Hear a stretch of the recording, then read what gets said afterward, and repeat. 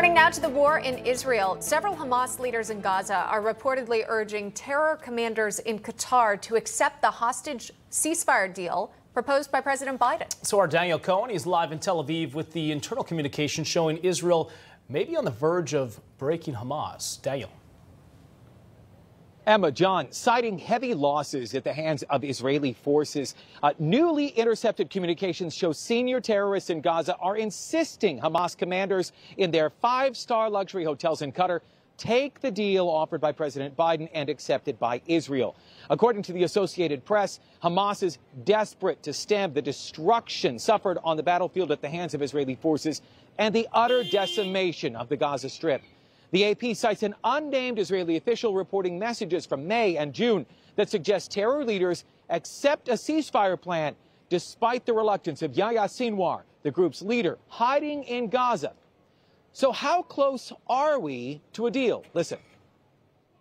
Look, we've been working this very, very hard, and there are still some gaps that remain in the two sides and the positions.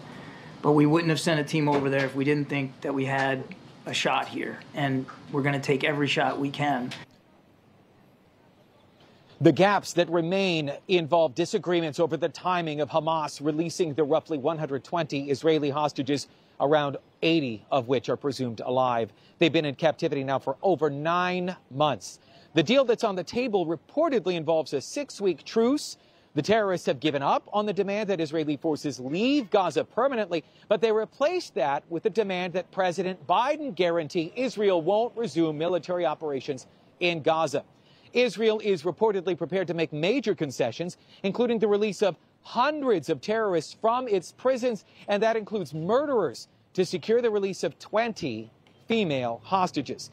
Netanyahu is insisting that the reason Israel's even reached this point is because of its relentless campaign to destroy Hamas.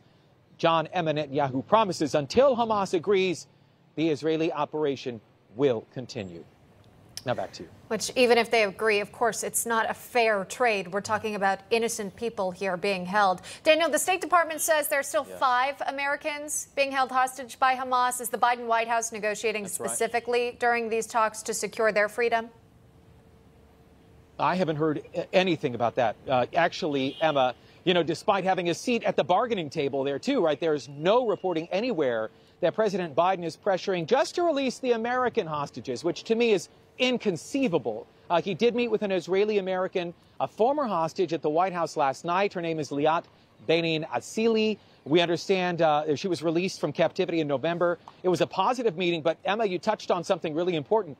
9 months since October 7th, we haven't seen any concerted effort by President Biden or this White House to secure the release of the Americans that are being held in Gaza. Inexplainable. Emma, back to you. All right. Daniel Cohen reporting from Tel Aviv. Thanks so much.